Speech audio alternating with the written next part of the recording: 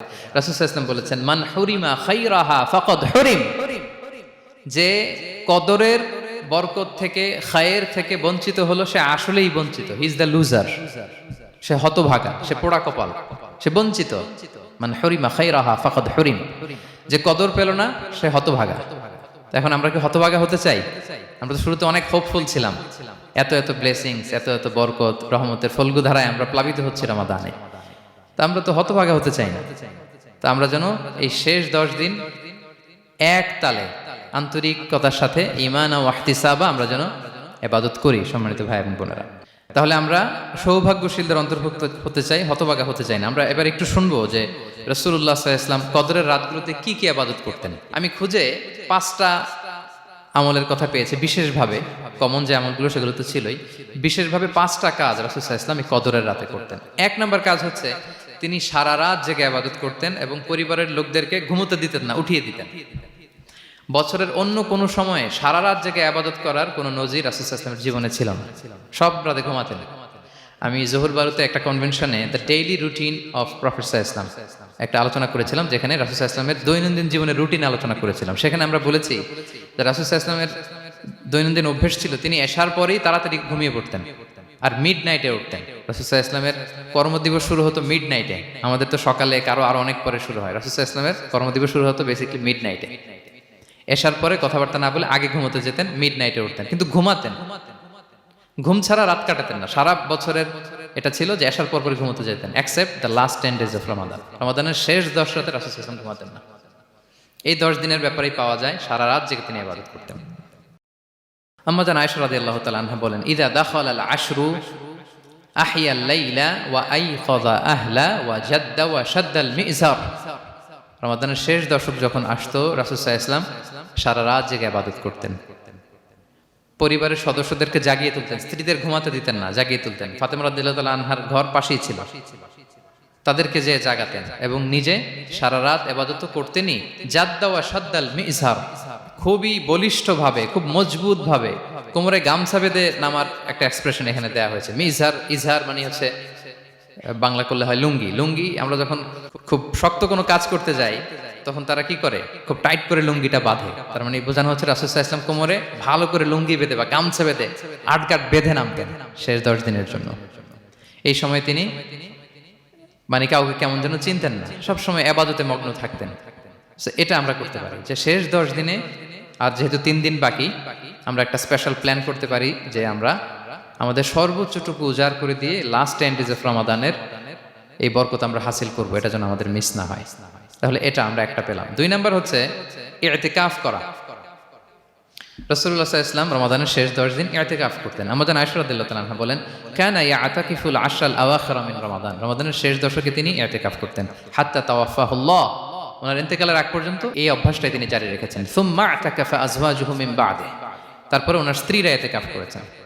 আরেক বর্ণনায় এসেছে ইয়াতাকিফু কুল্লা রমাদানা 10 আইয়াম, প্রতি রমাদানে তিনি 10 দিন ইতিকাফ করেছেন। কিন্তু যেই বছর তিনি ইন্তেকাল করবেন সে বছর তিনি 20 দিন ইতিকাফ করেছিলেন।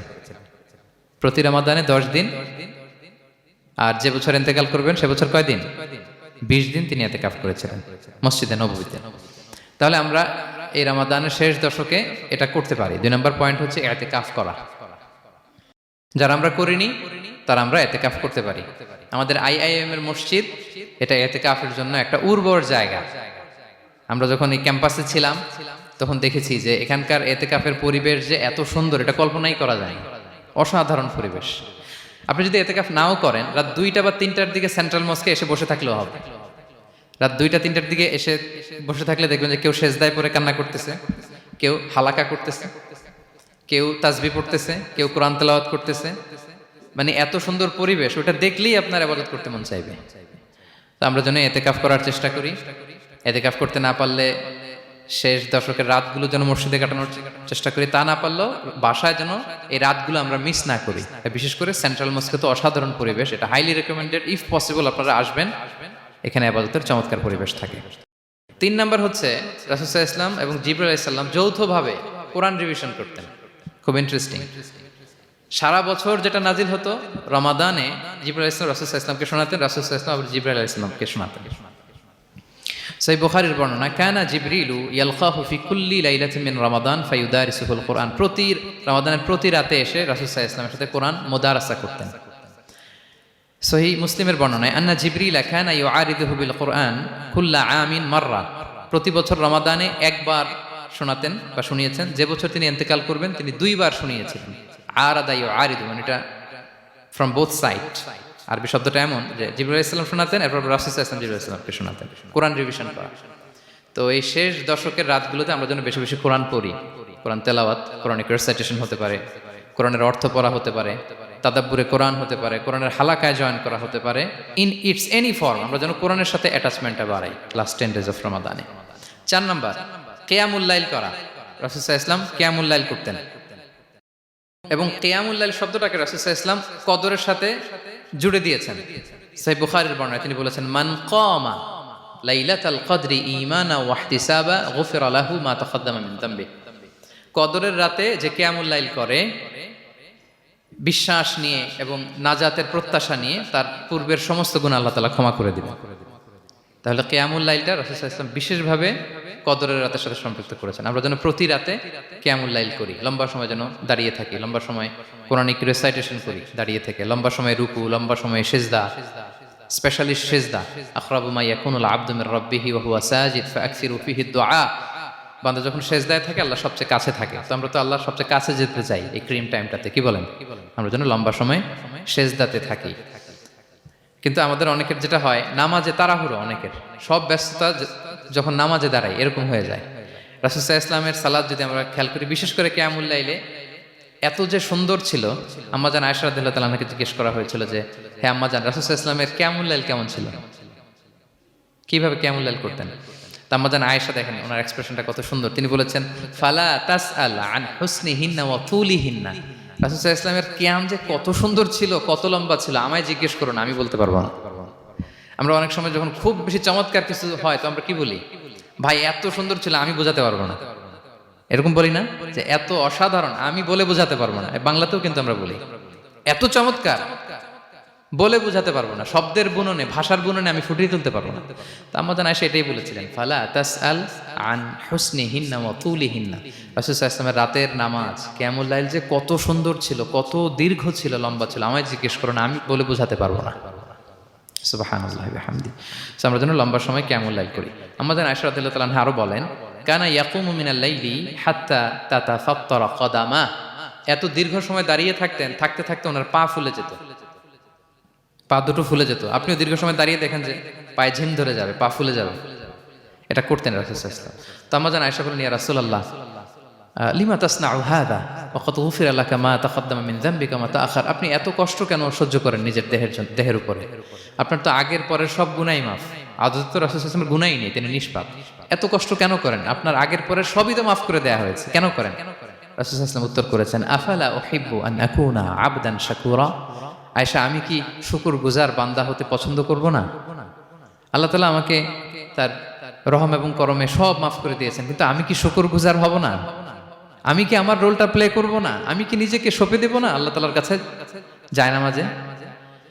তো এটা ছিল সংক্ষেপে রাসূল সাল্লাল্লাহু আলাইহি ওয়াসাল্লামের কিয়ামুল লাইলের ধরন। এভাবে তিনি দীর্ঘ সময় কিয়ামুল লাইল করতেন। আমরা যেন এটা করি।